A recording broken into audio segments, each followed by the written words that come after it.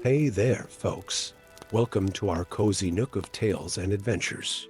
Today, like every episode, we're unlocking the doors of imagination to explore new worlds, meet fascinating characters, and experience unique emotions. I promise to take you on an unforgettable journey through the power of words. So, get comfy, grab your favorite drink, snuggle into that perfect spot, and get ready to lose yourself in a new story. Leave the outside world behind for a while and dive with me into the depths of storytelling. If you enjoy our content and want to support the channel, consider hitting that subscribe button and giving the video a thumbs up. Now, without further ado, let's dive into today's story. Thunder rolled across the ancient halls of Rivendell as Gandalf the Grey stood before towering shelves of forgotten lore, his weathered hands trailing across leather-bound spines that had not known touch for centuries. Lightning illuminated the library's vaulted ceilings through rain-streaked windows, casting dancing shadows that seemed to whisper secrets of ages past. It was on this storm-racked night that fate guided his fingers to a tome bound in scales that gleamed like polished obsidian. As he drew it from its resting place, the book thrummed with an energy that made the air crackle around him. Its pages, written in a script so ancient it predated the First Age, spoke of a guardian dragon, one of the first of its kind, imprisoned beneath the misty mountains. Oraxis, Gandalf whispered, the name rippling through the air like heat from a flame. The Lightbringer, the tale told of a dragon unlike any other, a creature of pure starfire who had once soared through the skies of Middle-earth as a protector of all free peoples. But darkness had found him, as it so often did in those ancient days. A spell of unimaginable power, woven by servants of shadow, had bound him in chains forged from pure darkness, deep beneath the mountains, where none now ventured.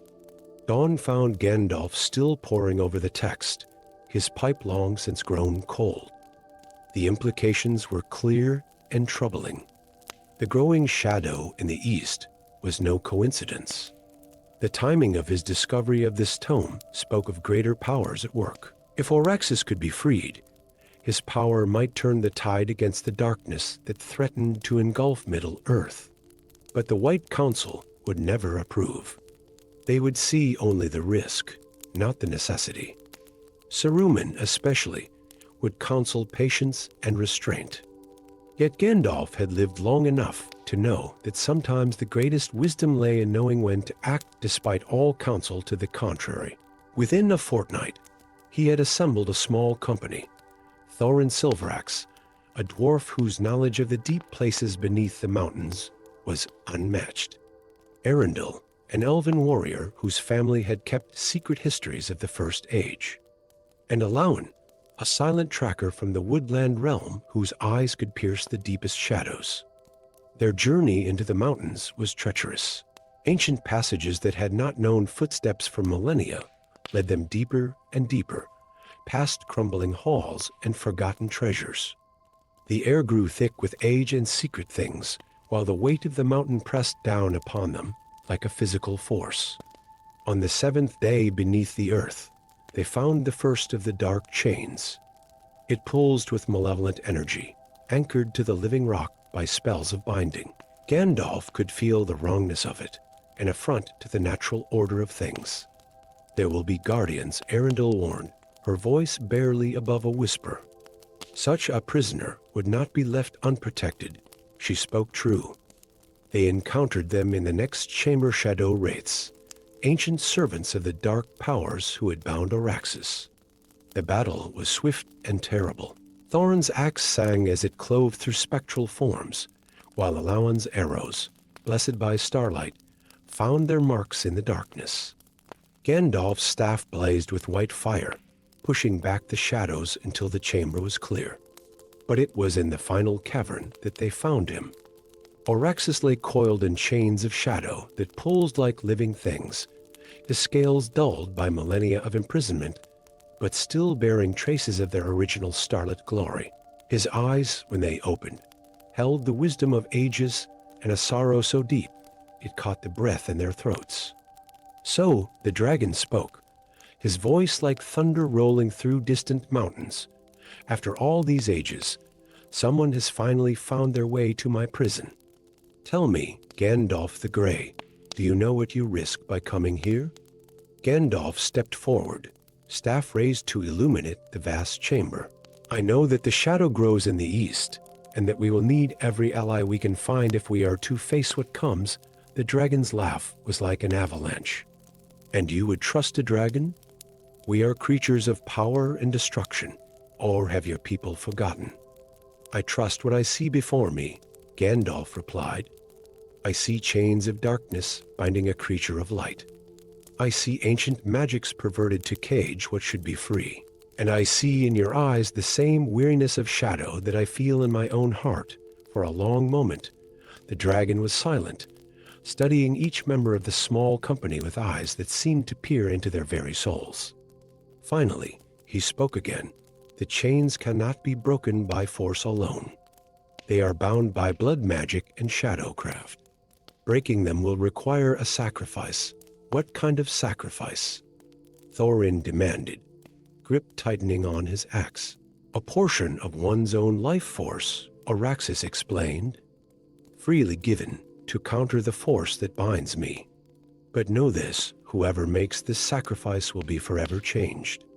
They will carry a piece of the shadow within them. Always, before anyone could speak, Gandalf stepped forward. Then let it be me. I am a servant of the secret fire, wielder of the flame of Anor. If I must carry darkness to preserve the light, then so be it. The ritual was both simple and terrible. As Gandalf placed his hands upon the chains, speaking words of power that caused the very mountain to tremble, darkness flowed like liquid night up his arms. His hair whitened further, his face lined with new ages of care, but his eyes burned brighter than ever. The chains shattered like glass, and Araxes rose to his full height, his scales beginning to shimmer with their original starlit brilliance. The cavern could barely contain him, and the air itself seemed to sing with power. You have done a great thing this day, the dragon said, lowering his head to look Gandalf in the eye. But you have also set in motion events that cannot be undone. The darkness will know of my freedom, and it will move against us. Then we will move first, Gandalf replied, leaning slightly on his staff, but standing tall. The shadow has grown bold in its secrecy. Let us remind it that light still burns in this world, and that not all ancient powers bow to darkness. As they emerged from the mountain into the pre-dawn air, Araxes spread wings that sparkled like the night sky. And for the first time in millennia, a dragon of light soared above the peaks of the misty mountains. Gandalf watched him rise, feeling the weight of shadow in his heart, but also a fierce joy. For in saving Araxes, he had not just freed a powerful ally, he had restored a piece of the world's ancient wonder. And in the east, though none yet knew it, shadows stirred and ancient eyes opened, for the game of power and fate had shifted, and the board was forever changed. Story 2. The northern plains stretched endlessly beneath a sky painted with aurora, their windswept grasses whispering tales of ancient battles and forgotten glory. It was here, amid the rolling hills and weathered stone circles, that Gandalf the Grey first heard the song of melody that shimmered like starlight and cut like steel. The rumors had reached him in the halls of Erebor, tales of a sword that appeared and vanished like morning mist, leaving trails of celestial light in its wake. Some claimed it brought victory to those who glimpsed it. Others spoke of madness and doom, but all agreed on one thing: the blade sang with a voice that stirred memories of the First Age. Gandalf knew what it must be, though he scarcely dared believe it. Glamdring his own sword, thought lost in the depths of time, had somehow returned. But the songs it sang were not the pure notes he remembered. There was discord now, a haunting undertone that spoke of corruption. As he followed the sword's trail northward, he encountered Aegur, a young warrior of the Oath, whose people roamed these plains. The young man's eyes held a haunted look, and his right hand bore a strange burn in the shape of a blade. I tried to grasp it, Aegur admitted, his voice hollow. The sword appeared before me in battle against the hill raiders. It seemed to offer itself to me, floating in the air like a spirit, but when I reached for it, he flexed his scarred hand. It burned like ice and fire combined, and then vanished, leaving only its song behind. Gandalf studied the burn mark carefully. The patterns within it matched the ancient runes that had once adorned Glamdring's blade. The sword is testing potential wielders, he mused, but its judgment has been twisted somehow. It seeks not just worthiness, but something else, something darker. Together, they tracked the blade's appearances across the plains. Each manifestation left behind traces of its power. Patches of grass transformed into crystalline formations, stones that hummed with ethereal harmonies, and most troubling, dark creatures drawn to its corrupted song. On the fifth night of their quest, as they camped beneath the swirling lights of the aurora, Aegur shared a vision that had haunted him since touching the sword. I saw a great darkness, he whispered, but not like shadow or night. This was the darkness that existed before light was born. And within it, something waited. Something that knows your blade, Gandalf. Something that wants to claim it. The wizard's eyes narrowed. There are powers in this world older than the First Age, he said, entities that remember when the stars were young. Some were locked away in the deeps of time, but their influence can still reach into our world, especially through objects of power. Their search led them to the ruins of Angmar, where the Witch King had once ruled. Here, the sword's song grew stronger, its corrupted notes echoing off the crumbling towers. In a chamber deep beneath the earth, they found ancient runes that told a terrifying truth. Glamdring had not simply returned, it had been called back through time and space by remnants of power left behind by the Witch King, intended to serve as a conduit for something far worse. As they deciphered the runes, the sword itself materialized in the chamber's center, floating in a column of starlight that seemed to mock the natural order. Its familiar form was now twisted, its once bright blade streaked with veins of darkness that pulsed like living things. Stand back, Gandalf warned Aegur, raising his staff. What we face now is beyond mortal combat. The sword struck with impossible speed, its corrupted song reaching a crescendo that shook dust from the ancient ceiling. Gandalf parried with his staff, each impact sending cascades of sparks throughout the chamber. Aegur circled the battle, searching for an opening, his own sword seeming pitiful against such power. But as Gandalf defended against the blade's onslaught, he began to understand. The sword wasn't truly corrupted, it was in pain. Something ancient and dark had latched onto its essence, twisting its purpose, but not completely overtaking it. Deep within its song, he could still hear the pure notes of Glamdring, crying out for release. Aegur, he called out. Your burn mark, it's not a sign of rejection, but of recognition. The sword was testing your heart, looking for someone who could help free it. Understanding dawned in the young warrior's eyes. When the blade swung around for another attack, Aegur stepped forward and caught it with his bare hands, his scarred palm blazing with white light. The pain must have been excruciating, but he held firm, becoming an anchor point of pure human determination against ancient darkness. Gandalf seized the moment, pressing his staff against the sword's hilt and speaking words of power that had not been uttered since the elder days. Light exploded through the chamber, and for a moment, the ruins of Angmar were illuminated as bright as day. When the light faded, Glamdring hung suspended between them, restored to its true form. The dark veins had vanished, and its song was clear and pure once more. As Gandalf took hold of the hilt, he felt the familiar warmth of his old companion. But now there was something more, an added resonance born from its journey through darkness and back to light. Aegur's burned hand had healed, leaving behind a pattern of silvery scars that formed the shape of Glamdring's original runes. A mark of fellowship, Gandalf explained, between a warrior of men and a blade of the elder days. Few can claim such an honor. As they emerged from the ruins, the aurora above seemed to dance in harmony with Glamdring's restored song. But Gandalf's expression remained troubled. "What we prevented here was more than the corruption of a sword," he said. "The power that reached for Glamdring will try again, through other means. The shadow is growing bolder, testing the boundaries between past and present, light and dark." Aegur nodded, unconsciously touching his scarred hand. "Then we must be ready. The North will not forget this night, nor the lesson it taught, that even the mightiest artifacts can be turned to darkness, but also that with courage and wisdom, they can be brought back to the light." Gandalf smiled slightly, hearing Glamdring's pure song harmonize with the wind across the plains. "Indeed. And remember this also.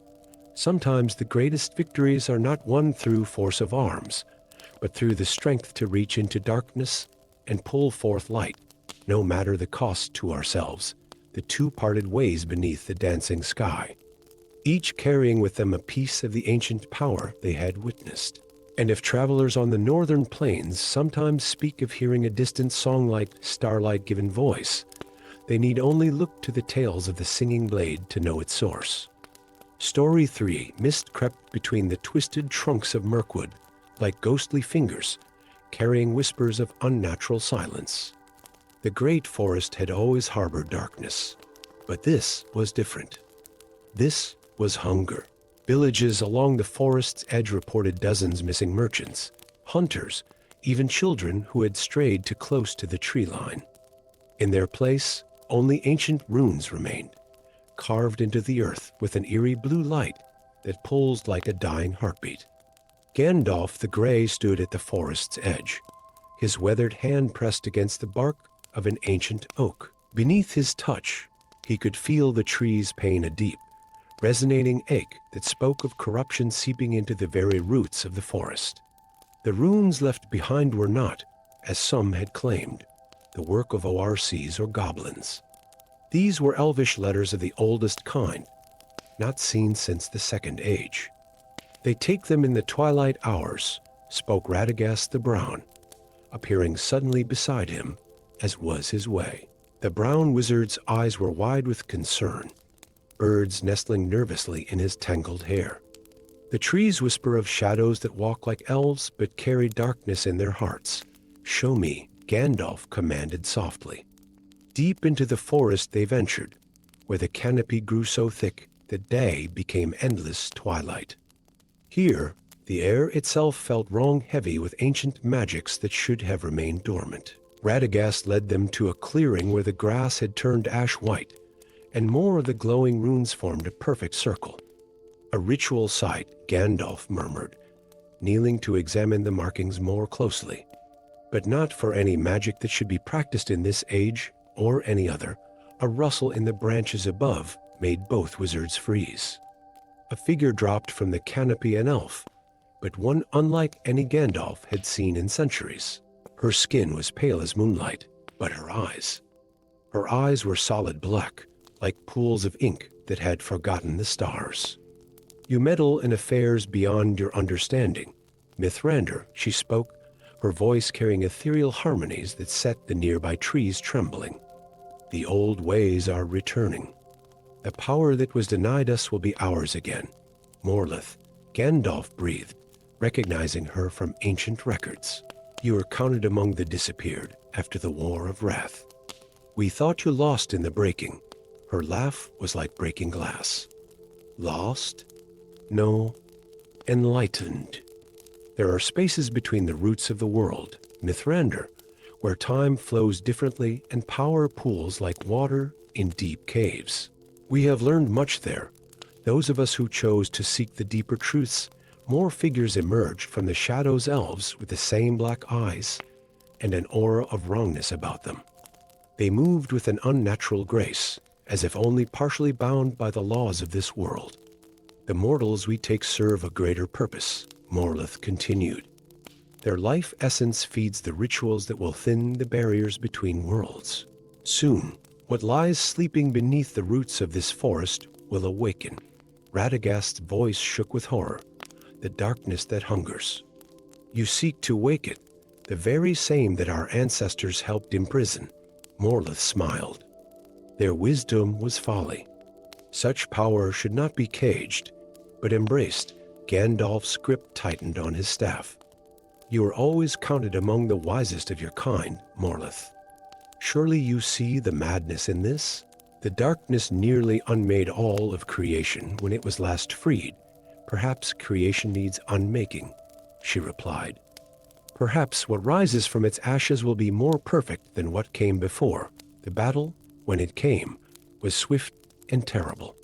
The corrupted elves moved like living shadows, their weapons leaving trails of darkness in the air. But they had not counted on the combined might of two wizards, nor on the forest itself. For though Mirkwood had grown dark over the years, it remembered older loyalties. As Gandalf's staff blazed with white fire and Radagast's magic stirred the very roots of the forest to action, the trees themselves joined the fight. Branches became grasping hands, roots burst from the earth to entangle the dark elves, and the very air filled with the rage of an ancient wood defending itself. Morleth's final scream of defiance echoed through the forest as the earth itself opened beneath the ritual circle, dragging her and her followers down into the deep places from which they had emerged. The runes flared once brilliantly, then faded to dull scratches in the dirt.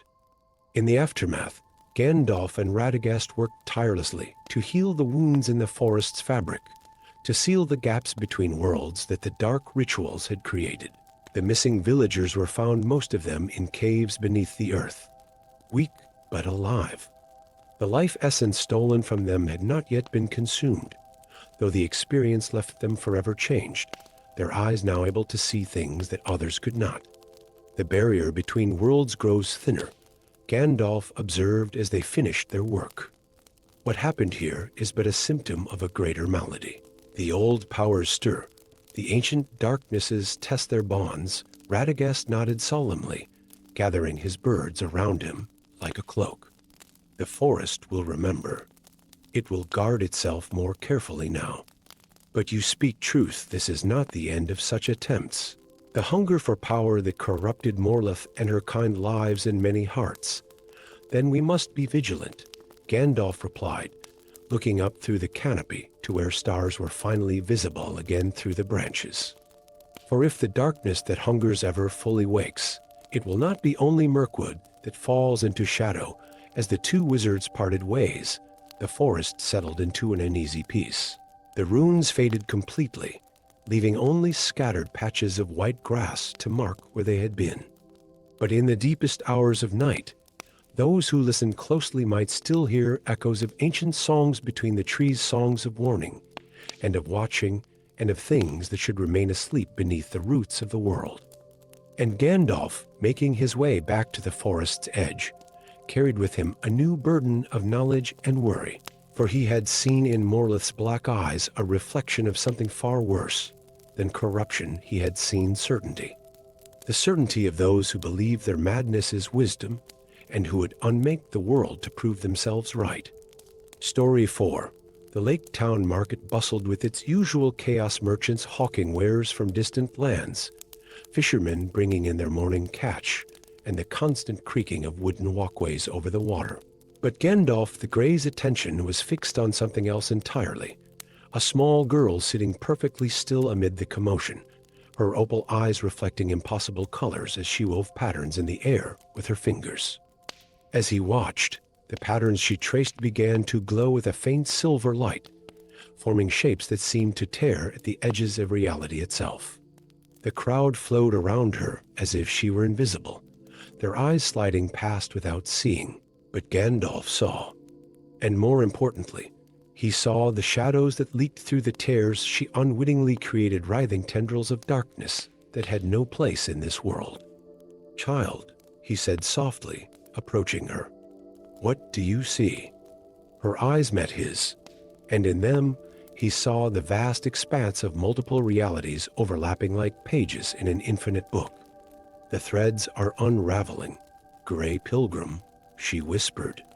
The tapestry phrase. They're coming through the gaps. Her name was Lyra, he learned, and she had been orphaned during the last harsh winter. But what truly set her apart wasn't her tragic past, it was her bloodline. In her veins ran the last traces of the Weavers of the West, an ancient order of seers who had once maintained the boundaries between worlds. That very night, as Gandalf sat with Lyra in the humble room she called home, the first of the shadow creatures fully breached our reality. They came like living darkness, slithering through cracks in the air that only Lyra could see. Their forms were wrong a nightmare's interpretation of what life should look like. They're only scouts, Lyra said, her small hands clutching a worn blanket. The greater ones wait behind them, watching, learning. Gandalf knew they couldn't stay in Lake Town. The shadow creatures were drawn to Lyra's power, and soon they would come in greater numbers. But where could one hide from beings that could slip between worlds like fish through water? Their journey took them through the wild lands, seeking ancient sites where the weavers had once worked their arts. Lyra's powers grew stronger with each passing day, though the burden clearly weighed heavily on her young shoulders. She would wake screaming from dreams of other worlds pressing against the thin membrane of reality, of vast intelligences turning their attention toward the gaps she could see. In the ruins of an ancient weaver temple, they found their first real hope and their greatest challenge. The walls were covered in diagrams showing how the original weavers had strengthened the barriers between worlds. But the diagrams also showed something else, the price of such magic. To mend the tapestry of reality, Gandalf translated from the ancient script. One must become part of the weave, like threading a needle, Lyra said with surprising calmness for one so young. The thread must pass through to pull the sides together. Before Gandalf could respond, the shadows found them. They poured through dozens of sudden tears in reality, their forms more substantial now, more terrible. Among them walked things that had once been people from other worlds, corrupted versions of humans, elves, and dwarves, their forms twisted by exposure to spaces between realities. As Gandalf's staff blazed with light and his sword Glamdring sang through the air, Lyra began to work. Her small fingers moved with increasing surety, pulling at the glowing threads of reality that only she could see. Each movement closed another tear, but the strain showed clearly on her face. A shadow creature, wearing a form that was almost elvish, but wrong in every possible way, spoke with a voice like grinding glass. The barriers weaken, Mithrandir. All worlds will be one world. All realities will blend into beautiful chaos. There is beauty in boundaries, Gandalf countered, his staff holding back a wave of living darkness. In the spaces between yes and no, in the moment between one heartbeat and the next, what you seek is not unity, but dissolution. Lyra's voice cut through the chaos. I understand now. Gandalf, the threads, they're not just barriers. They're music. The worlds sing to each other across the gaps, but they were never meant to touch. Her revelation changed everything. Instead of just closing tears in reality, she began to work with the underlying rhythm of existence itself. Her fingers moved like those of a master harpist, plucking at strings of pure possibility. And as she worked, she sang a haunting melody that seemed to echo from the dawn of time. The shadow creatures recoiled as reality itself began to vibrate in harmony with her song. Gandalf added his own power to hers, his deep voice joining her higher one in an ancient song of making. The ruins around them began to glow with remembered power, but the shadow creatures fought back with desperate fury. One managed to sink its claws into Lyra's shoulder, and for a moment she faltered. In that instant, Gandalf saw multiple possible futures branching out before them, futures where the barriers fell completely, where countless worlds collapsed into each other in a catastrophe beyond imagining. Then Lyra straightened, her eyes blazing with opal fire. The tapestry remembers its pattern, she said, her voice layered with echoes of all her possible selves across all possible worlds. It wants to be whole. The song reached its crescendo, and reality itself seemed to hold its breath. Then, with a sound like every bell in existence ringing at once, the tears began to close. The shadow creatures were pulled back to their own realms, their screams fading into the spaces between worlds. The corrupted versions of familiar races dissolved like mist in morning sunlight. When it was over, Lyra collapsed into Gandalf's arms, exhausted but triumphant. The opal fire had faded from her eyes, leaving them a more natural gray, but flecked with colors that shifted like light through crystal. "The barriers are stronger now," she murmured. "I can still see the threads, but they're happy." Singing to each other across the spaces like they should, Gandalf looked at her with new respect and no small amount of worry. "You've done something remarkable, child. But the knowledge you carry, the power you wield, it will make you a target." Lyra smiled, touching the place where the shadow creature had wounded her. Instead of a scar, there was a mark like a silver constellation. "Then you'll just have to teach me, won't you? There should always be at least one weaver watching the tapestry. The worlds remember us. They want us to remember them." As they made their way back to more civilized lands, Gandalf pondered the responsibility that had fallen to him. In saving reality from dissolution, he had gained an apprentice unlike any other, the last weaver of the West, and perhaps the first of a new age. Above them, the stars seemed to shimmer with new purpose, and if one listened very carefully, they might hear the faint echo of worlds singing to each other across the infinite, necessary void. Story 5. The ruins of Solaria rose from the mists like the skeleton of a forgotten giant, its once gleaming towers now worn by centuries of wind and rain. Gandalf the Grey stood before the crumbling gates, his eyes fixed on the faint shimmer of magic that still clung to the ancient stones. Something had awakened here, something that should have remained sleeping in the dust of ages past. Reports had reached him of a mirror, found deep within the city's heart, that showed not reflections but possibilities. Those who gazed into it emerged changed, their eyes haunted by visions of paths not taken and futures yet to come. Some went mad from what they saw. Others disappeared entirely, as if stepped through the glass into another reality. As he made his way through the ruins, a shadow detached itself from a nearby column, a woman with quick eyes and quicker hands. "I wondered when you'd come, Mithrandir," she said, her voice carrying a hint of amusement. "The mirror's been asking for you, Maven the Relic Thief," Gandalf replied, recognition flickering in his eyes. "I might have known you'd be involved in this," she shrugged, silver bangles jingling at her wrists. "The mirror found me, not the other way around. And it's shown me things. Terrible things. Beautiful things. Things that must be prevented or ensured." Before Gandalf could respond, another figure emerged from the shadows, a man in the robes of a scholar, but with steel beneath his gentle demeanor.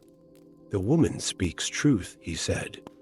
"I am Eldred, once keeper of the great library of Solaria.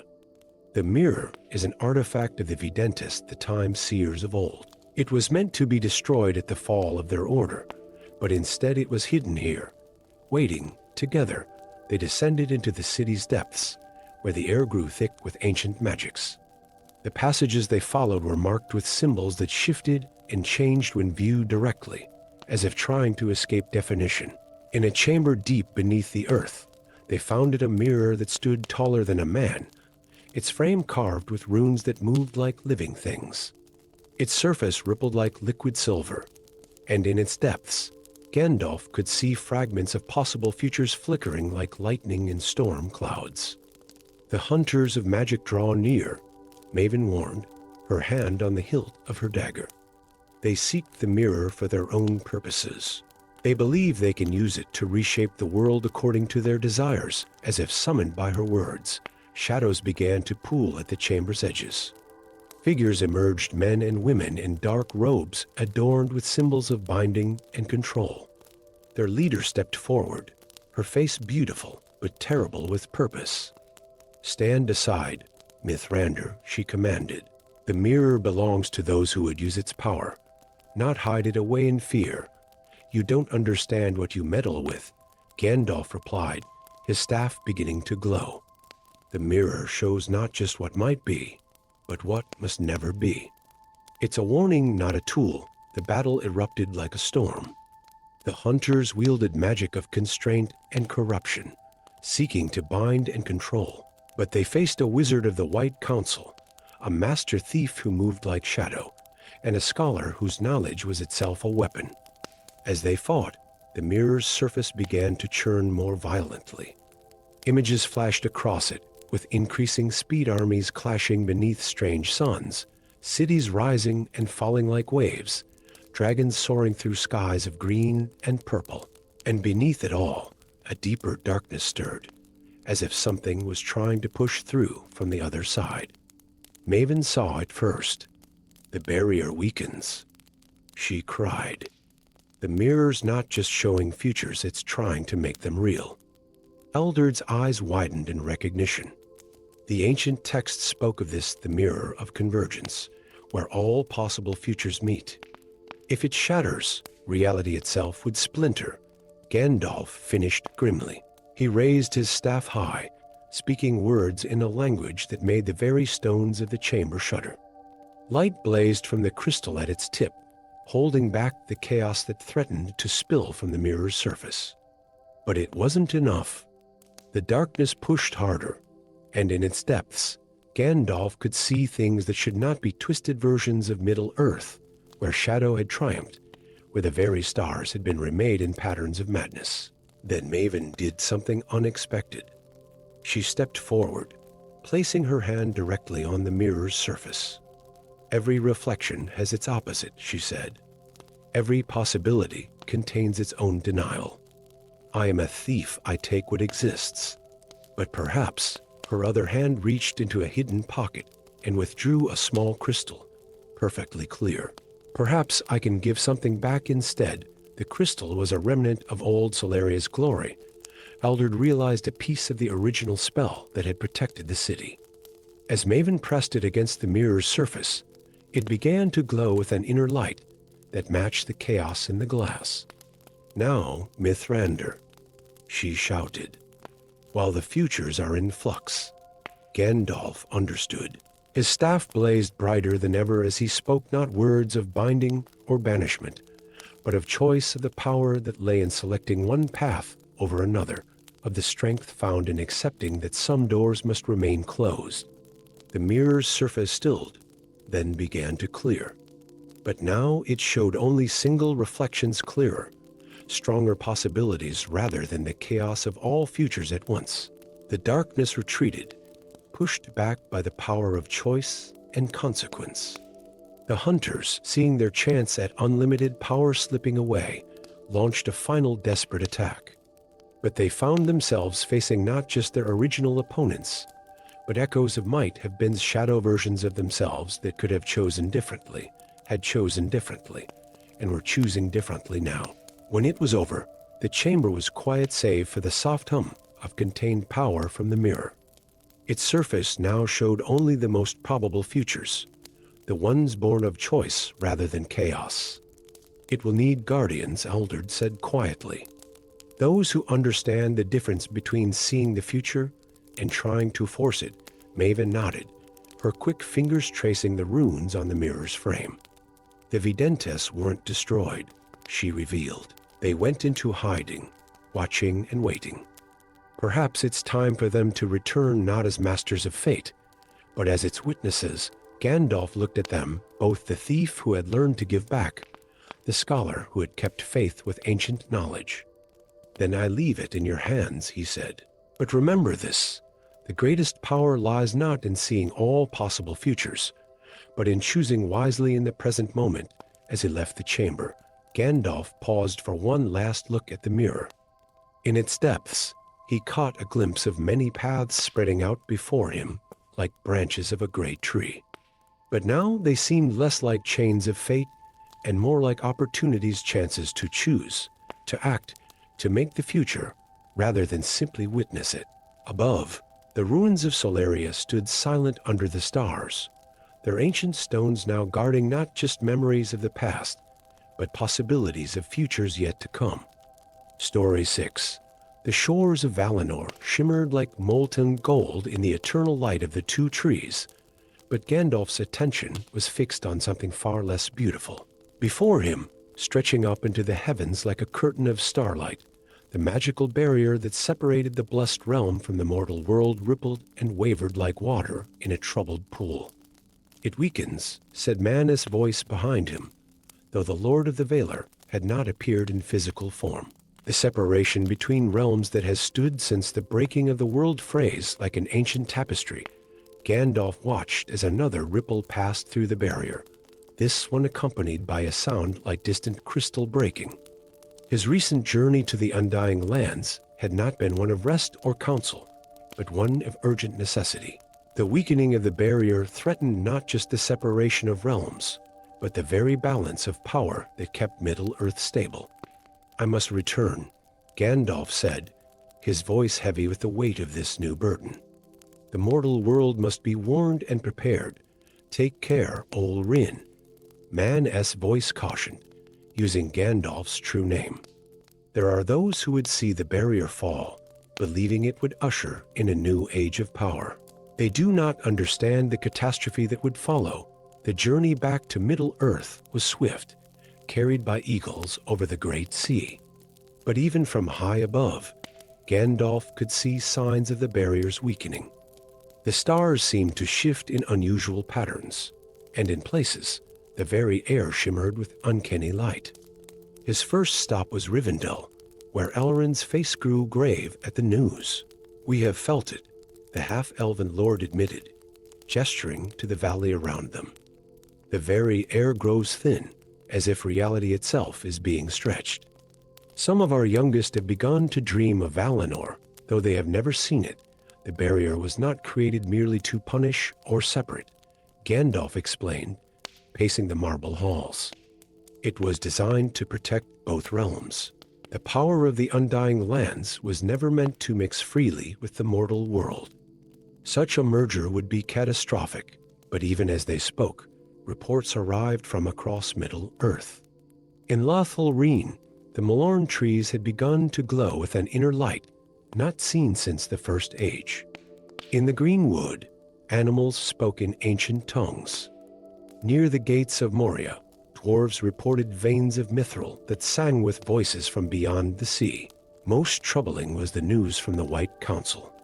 Someone or something was actively working to weaken the barrier further.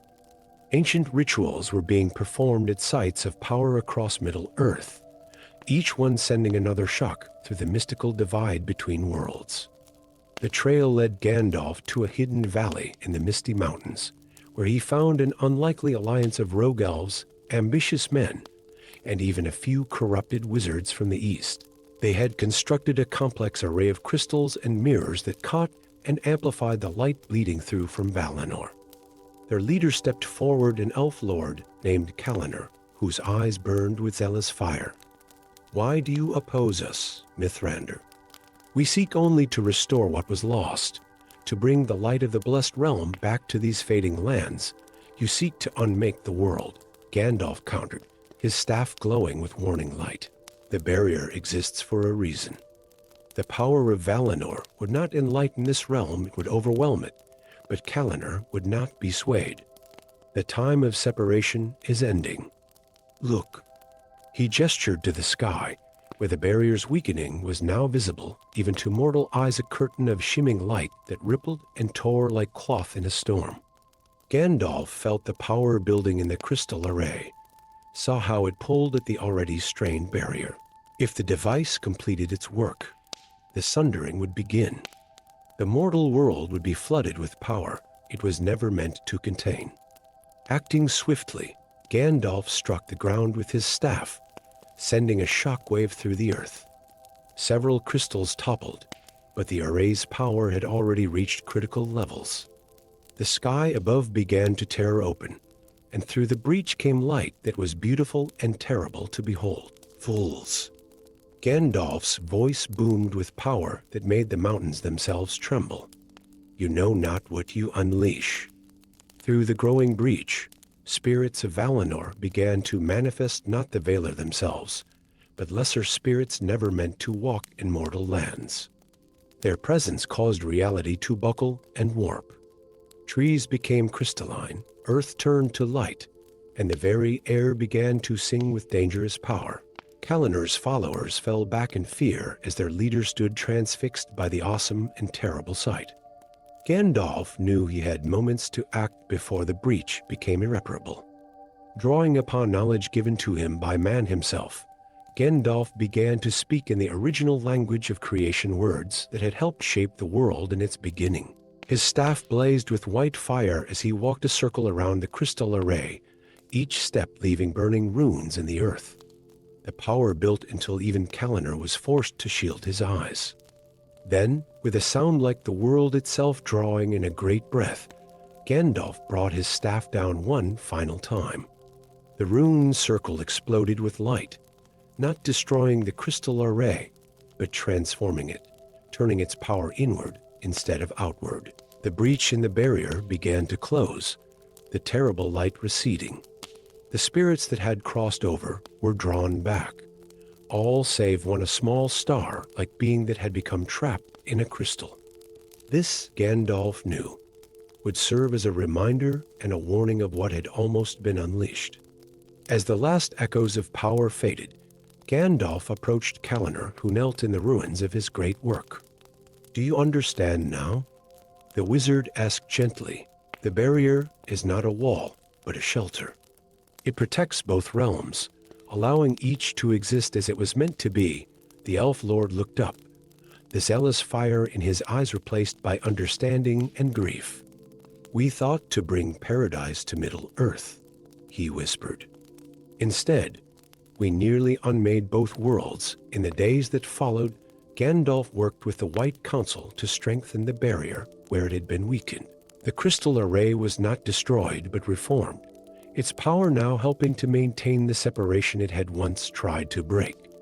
As he stood on a high peak, watching the barrier shimmer with renewed strength, Gandalf reflected on the eternal tension between what was desired and what was necessary. The separation of realms might seem cruel to some, but it was a necessity born of wisdom rather than punishment. Sometimes, he mused, the greatest acts of protection were the ones that seemed, on their surface, to keep wonderful things apart. Story 7. The shadows in Moria seemed to pulse with their own heartbeat as Gandalf descended another crumbling staircase, his staff's light barely penetrating the ancient darkness. The urgent message from Lady Galadriel still echoed in his mind. The deep magic wanes.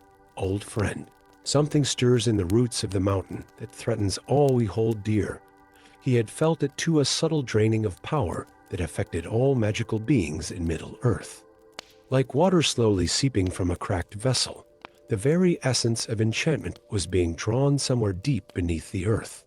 The trail had led him here, to the ancient dwarf kingdom of Moria, where the shadows grew thicker with each step downward. The sound reached him first, a low, rhythmic chanting in Khuzdul, the secret language of the dwarves. Following the sound, Gandalf emerged onto a vast platform overlooking an immense cavern. What he saw below made even his ancient heart pause. Dozens of dwarves arranged in concentric circles around a pit that seemed to have no bottom, their voices rising and falling in patterns that made the very air shimmer. At the center of their ritual stood an artifact that should not have existed, a crystalline structure that pulsed with a light reminiscent of the Silmarils themselves. But this was no holy light. It seemed to drink in the ambient magic of the world around it, growing stronger as everything else grew weaker. "Hold." Gandalf's voice boomed through the cavern, enhanced by his power.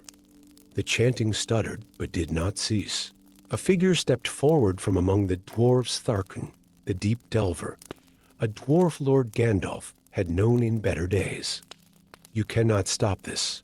Mithrandir, Tharkan called up to him, his voice rough with emotion. "We will reclaim what was lost. We will restore Moria to its glory." At what cost? Gandalf began descending the steps toward the ritual circle. "The magic you drain affects all of Middle-earth. Already, the forests dim and the elven realms fade, a necessary sacrifice. Another dwarf stepped forward, Dolgir, keeper of ancient lore. This crystal is older than the Silmarils themselves. It has the power to restore what was taken from us when the Balrog came, but Gandalf's attention had shifted to the pit itself. Something was moving in its depths, something drawn by the ritual's power. You don't understand what you're awakening, he warned.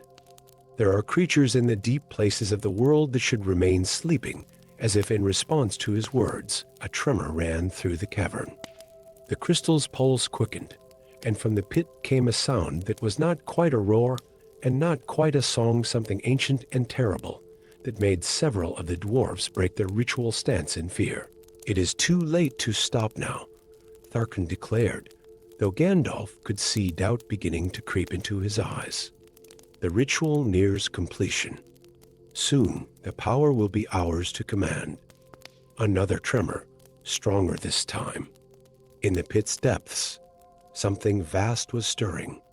Gandalf rushed forward, staff raised, but found his path blocked by armed dwarven guards.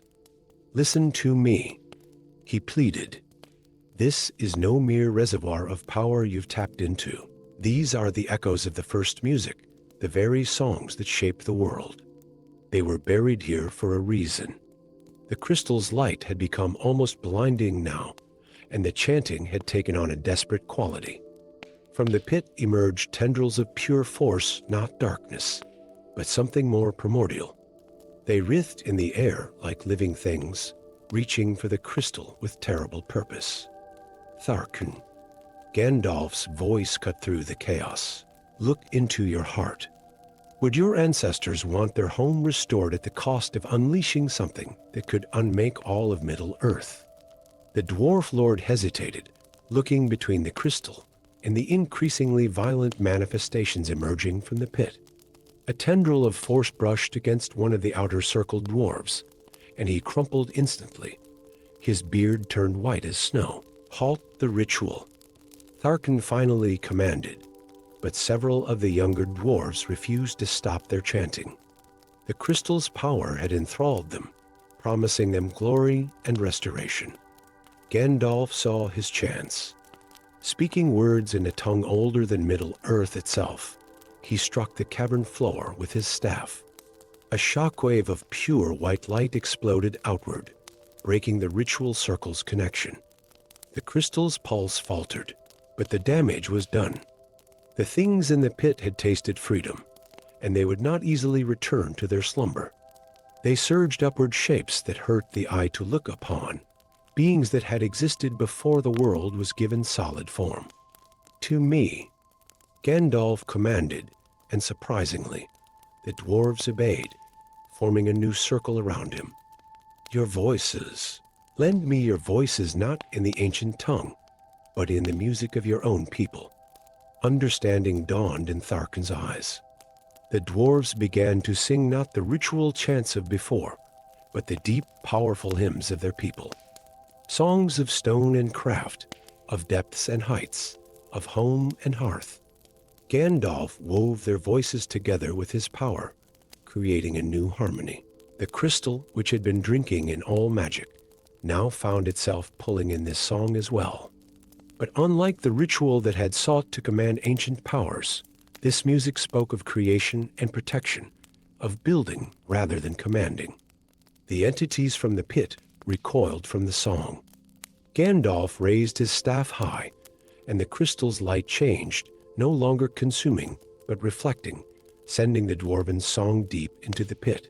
Slowly, reluctantly, the primordial forces retreated, driven back by music that celebrated the world as it was, not as it might have been. When the last echo faded, the crystal had changed. Its light was softer now, and instead of drawing power from its surroundings, it seemed to resonate with them, strengthening the natural magic of the place. We were wrong, Tharkin said quietly, looking at the transformed crystal. In our desire to reclaim our past, we nearly unmade our future. Gandalf placed a hand on the dwarf lord's shoulder. The desire to restore what was lost as not wrong, he said. But some prices are too high to pay.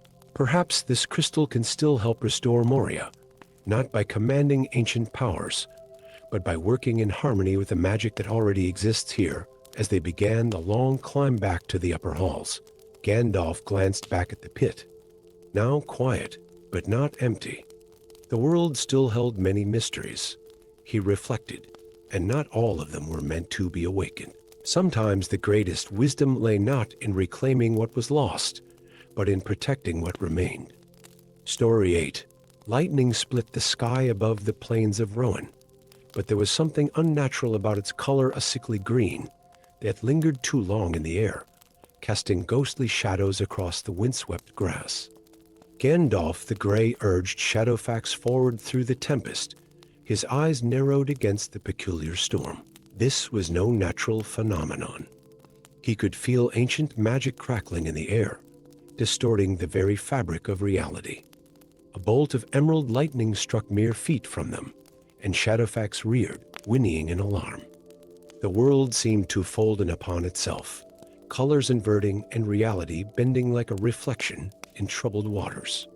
When Gandalf's vision cleared, he found himself still astride Shadowfax, but in a Rohan he did not recognize. The golden grass had turned black as char, and the air carried the acrid smell of decay. Where proud stands of trees had stood moments before, now only twisted, petrified husks reached toward a sky the color of dried blood. In the distance, Edders still crowned its hill, but the golden hall of Meduseld was now a dark fortress, its timbers blackened and its once proud horse motifs replaced with serpentine forms that seemed to writhe in the crimson light. What darkness is this? Gandalf muttered, dismounting to examine the changed earth beneath his feet. His staff's light seemed dimmer here, as if something was actively suppressing its power. A horn sounded in the distance, not the clear call of Rohan's riders, but a twisted, discordant blast that made Shadowfax's ears lay flat against his head. Gandalf quickly led them behind the remains of what had once been a great oak, just as a patrol of riders came into view. His heart grew cold at the sight. These were no proud Rohirrim. Their armor was black and spiked, their horses bore glowing red eyes, and at their head rode a figure that made Gandalf's blood run cold, a wizard in robes of midnight blue trimmed with gold, wielding a black staff topped with a ring of dark crystal. The wizard's face, though shadowed by his hood, was unmistakably his own. So, Gandalf whispered, "This is what became of me in this realm." He had heard theories of parallel worlds, of places where different choices led to different fates, but he had never expected to witness such a thing directly. As if sensing his presence, the dark version of himself turned toward Gandalf's hiding place. Acting quickly, Gandalf whispered words of concealment, drawing shadows around himself and Shadowfax. The patrol passed, but not before Gandalf caught fragments of their conversation. "The resistance in the Shire still holds out," one rider reported to the dark wizard. "The halfling's ring gives him power we did not expect. Then we will break them." The dark Gandalf replied, his voice a corrupted version of Gandalf's own. "As we broke Gondor, as we broke the elves." The age of Sauron tolerates no rebellion. Once they had passed, Gandalf emerged from hiding, his mind racing. In this world, Sauron had won, and worse. It seemed he himself had fallen to the ring's corruption. But somewhere, a hobbit still fought on, wielding a ring of power. He needed to find this resistance, both to understand this world and to find a way back to his own. The journey to the Shire was perilous. This twisted version of Middle-earth was filled with corrupted versions of familiar landmarks and peoples. The old forest had become a sentient, malevolent entity that actively hunted travelers. The Barrow Downs were now home to armies of the dead who marched openly under dark banners. As he traveled, Gandalf gathered more pieces of this world's dark history. Sauron had won the War of the Ring, but not through force alone. The dark version of Gandalf had counseled surrender, convincing the free peoples that submission was preferable to destruction. Once Sauron's victory was complete, the corrupted wizard had become his most trusted lieutenant, more terrible in some ways than the Nazgul themselves. Finally, after many close calls and hidden paths, Gandalf reached the borders of the Shire, or what remained of it, gone with the peaceful green hills and smoking chimneys. In their place stood a fortress of thorns and stone, its walls manned not by armed guards, but by hobbits who moved like shadows, watching the approaches with keen eyes. Halt! A voice called from the darkness. By the lady's light, speak your purpose. Before Gandalf could respond, a small figure emerged from the shadows, and his heart lifted at the sight. Though older and bearing a scar across his face, Sam Gamgee's eyes still held their essential goodness. Master Gamgee, Gandalf said softly, I come as a friend, though you may find that hard to believe. Sam's eyes widened. You wear his face, he said, raising a short sword that glowed with a familiar blue light. But we watched Gandalf fall to darkness years ago. I am Gandalf, he replied, but not the one you know. I come from a world where we succeeded, where Sauron was defeated and the ring destroyed. A strange storm brought me here, and I seek to understand why. Long minutes passed as Sam studied him, and Gandalf made no move to defend himself or press his case. Finally, Sam lowered his blade. There's someone you need to meet, he said. Inside the fortress, Gandalf found hope. The resistance was led by Frodo, who had claimed the ring not for power, but as a shield against Sauron's influence. Unlike Sauron's ring, this was one of the 3 elven rings, somehow saved from destruction, and now used to maintain a last bastion of light in the darkness. We've held out for years, Frodo explained, looking far older than his years, but still uncorrupted. But his attacks grow stronger. His knowledge of the rings has made him nearly unstoppable. As they spoke, understanding dawned on Gandalf. The storm that brought me here was no accident, he said. This world shows what could have been, had I given in to fear instead of hope. Perhaps that's why I was brought here, to remind both worlds that darkness can be overcome, but only through trust and courage, never through surrender. That night, as Gandalf shared his world's story with the Resistance, another storm began to brew, the same unnatural lightning that had brought him here. But now he understood its purpose. Your fight is not over, he told them as the storm intensified. But know that in another world, we won through faith in small hands and brave hearts rather than great powers. Remember that victory comes not from matching darkness with darkness, but by keeping light alive in the darkest places, as the lightning struck and reality began to fold again. Gandalf's last sight was of hope rekindling in the eyes of those around him. When the world steadied, he was back in his own Rohan, under normal skies, but the memory of that dark mirror would stay with him, always a reminder of the price of fear and the power of unwavering hope. Story 9. Snow fell silently over the ruins of Angmar, where ancient stone towers reached toward leaden skies like skeletal fingers. Gandalf the Grey stood motionless before a half-collapsed archway, his eyes fixed on symbols carved into the weathered stone that seemed to shimmer with their own pale light. The wind whipped at his robes and beard, but he paid it no mind, for what he had discovered here changed everything he thought he knew about the Order of the Istari. In his gnarled hands, he held a book bound in dragon-scale leather, its pages brittle with age. He had found it buried deep within the ruins of what must have been the realm's great library, protected by wards so ancient they predated the kingdom of Angmar itself. The text within spoke of impossible things, a 6th wizard, one whose existence had been deliberately erased from all known histories. How could this be? He muttered, his breath forming crystals in the frigid air. 5 were sent from the undying lands, no more, yet the evidence before him was undeniable. The book spoke of Morinhutter, the foresighted, an Astari who had glimpsed a shadow greater than Sauron in the future of Middle-earth. According to the grimoire, Morinhutter had retreated into the Misty Mountains after sharing his vision with the White Council. They had dismissed his warnings as paranoia, believing Sauron to be the greatest threat that would ever face Middle-earth. Troubled by their dismissal and haunted by his visions, Morinhutter had disappeared, leaving behind only cryptic messages carved in ancient runes across the northern realms. A sudden gust of wind turned several pages of the book, revealing a map marked with runic symbols. Gandalf recognized them as matching marks he had seen scattered throughout his travels, but had never understood their significance. Now, viewing them as a unified whole, he saw they formed a path that led deep into the heart of the Misty Mountains. The journey would be perilous. The mountains had grown more dangerous in recent years, with goblins and worse things crawling up from the depths.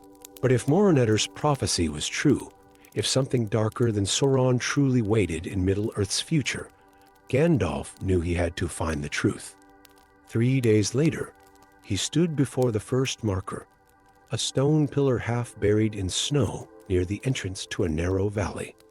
The runes carved into its surface glowed faintly blue in the growing darkness, similar to the Ithilden used by dwarves, but somehow older, more primal. As Gandalf approached, his staff resonated with the marking, and words formed in his mind. "Seeker who follows my path, know that truth lies in Shadow's heart." What was 5 was once 6, and what sleeps beneath the roots of the world stirs. The message confirmed his suspicions. Morinhutter had left these markers as a trail for future Astari to follow. But the reference to something stirring beneath the world's roots troubled him deeply. Following the runic trail, Gandalf encountered more markers, each with its own cryptic warning. They led him higher into the mountains, through passes where the air grew thin and the snow never melted. On the 7th day, he came upon a sight that made even his ancient heart pause. A doorway carved into the living rock of the mountain, flanked by statues of hooded figures.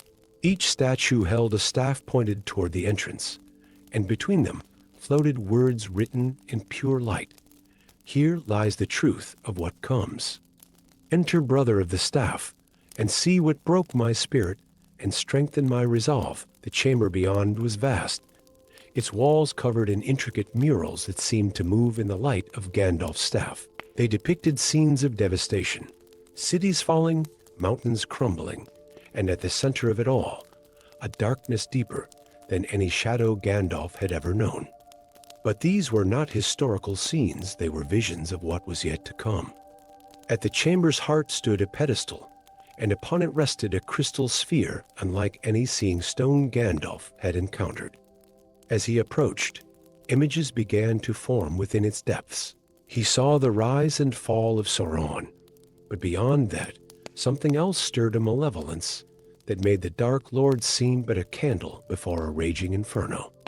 "Now you see what I saw, brother," the voice echoed through the chamber, and Gandalf turned to find a figure standing in a doorway he hadn't noticed before. Clad in robes that seemed to shift between every shade of gray, Morinhutter appeared both ancient and ageless. His eyes held the weight of countless visions, of futures both possible and probable. The others wouldn't listen. Morinhutter continued, stepping forward. They believed Sauron was the greatest threat Middle-earth would face. But I saw further, saw what waits in the void between the stars, patient and hungry. It has waited since before the first music, and it will wait until the last note fades. Why hide? Gandalf asked, his voice grave. Why not stand with us against Sauron, then face this greater threat together? Morinhutter smiled sadly. Because, old friend, some battles must be fought from the shadows. While the White Council watches Sauron, I watch the deeper darkness. I maintain wards and bindings in places so secret, even the Valar have forgotten them. And when the time comes, when the greater enemy finally stirs, the knowledge I have gathered here will be needed. He gestured to the walls around them. And Gandalf saw that what he had taken for decorative patterns were actually spells, thousands upon thousands of them, each designed to hold back something unspeakable. "This is why I had to disappear," Morinhutter explained. "This work required complete secrecy. Even now, I risk everything by revealing myself to you. What would you have me do?" Gandalf asked, understanding at last the weight of responsibility his fellow Istari had carried alone for so long. "For now, nothing," Morinhutter replied. "Focus on the threat of Sauron. He must be defeated before the greater enemy can be addressed.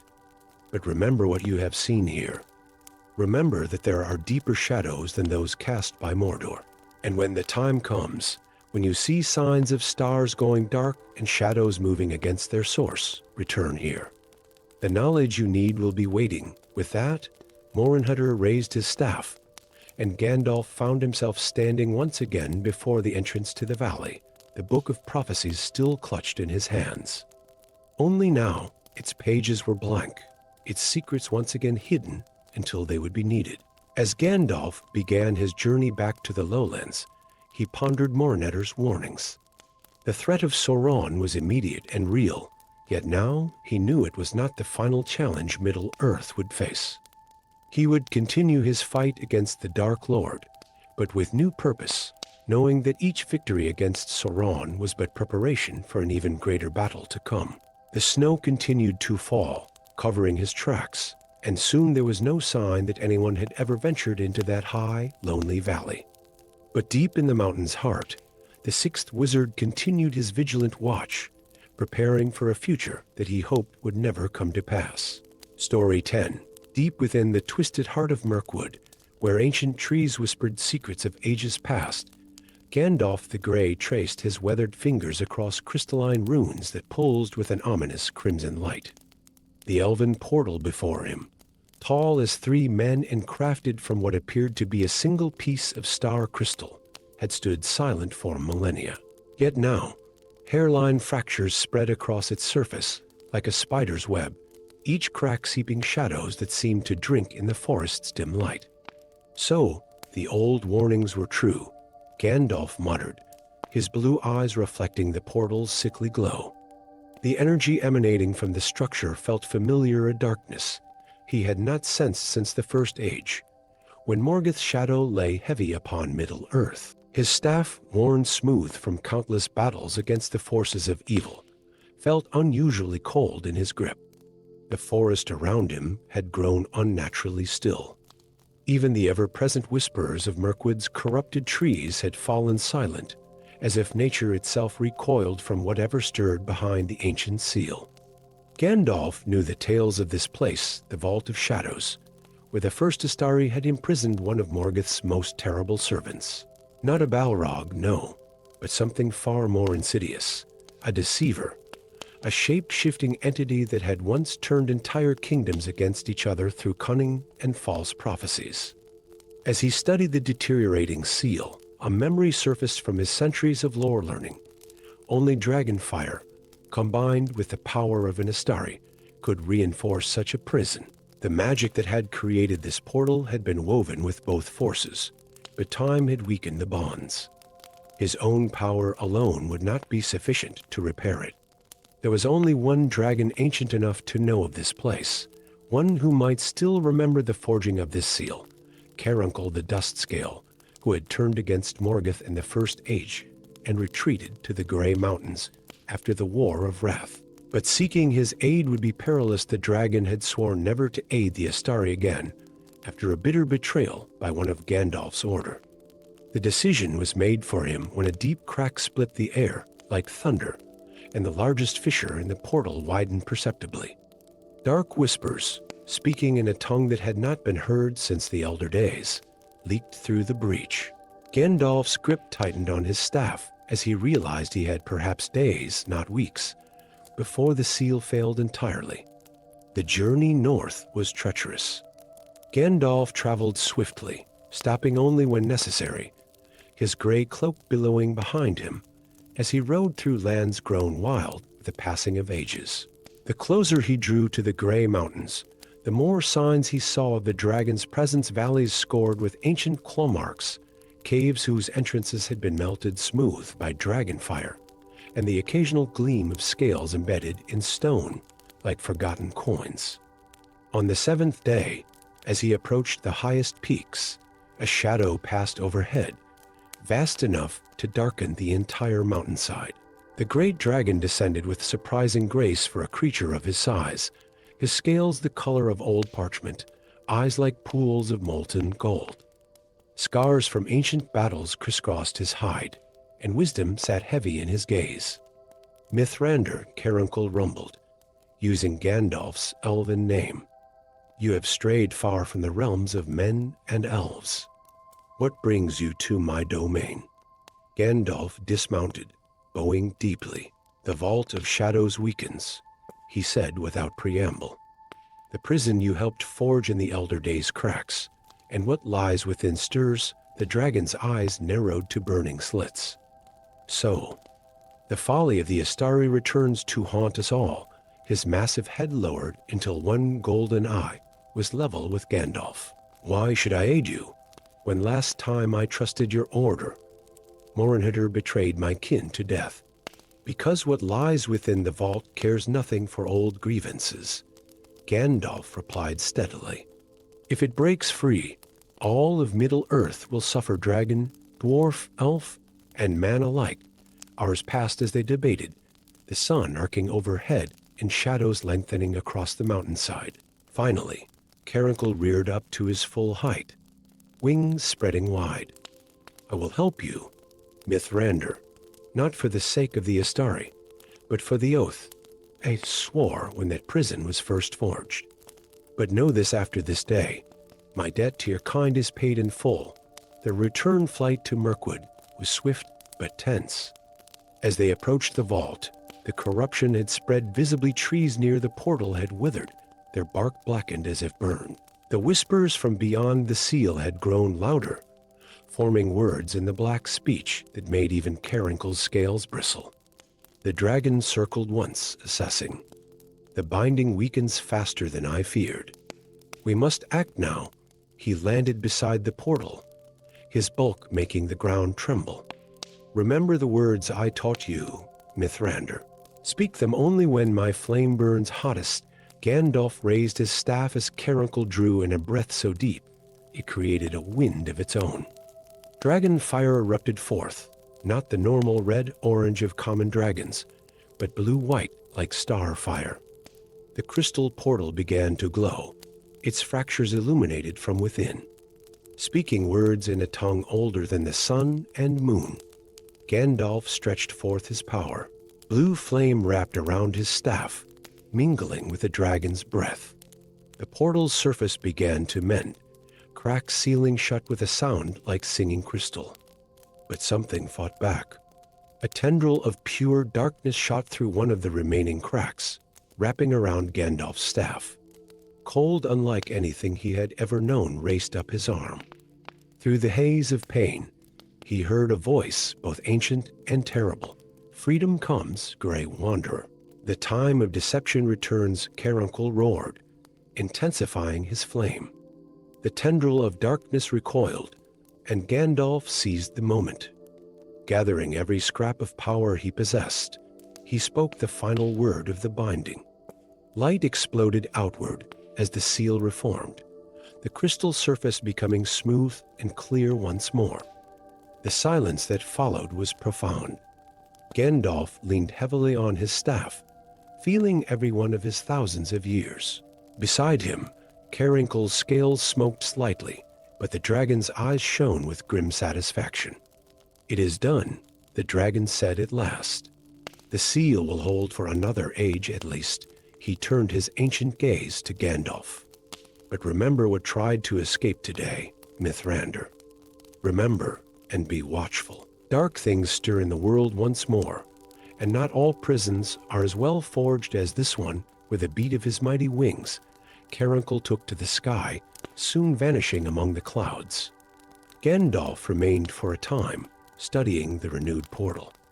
Its surface now shone with a pure light, but he could not forget the voice he had heard. nor its promise of deception to come. As he finally turned away, leading his horse back toward the forest's edge, Gandalf pondered the dragon's warning. The shadow in the east was growing, yes, but perhaps there were older and subtler evils awakening as well. He would need to be vigilant, and perhaps more importantly, ensure that the knowledge of this place and what it contained was preserved for future generations. The trees of Mirkwood whispered once more as he passed beneath them, but their voices seemed changed, whether warning or welcoming. Even Gandalf could not say. One thing was certain: the world was changing, and not all the ancient bindings would hold forever. When the time came, Middle-earth would need more than just the power of dragons and wizards to face what awakened in its depths.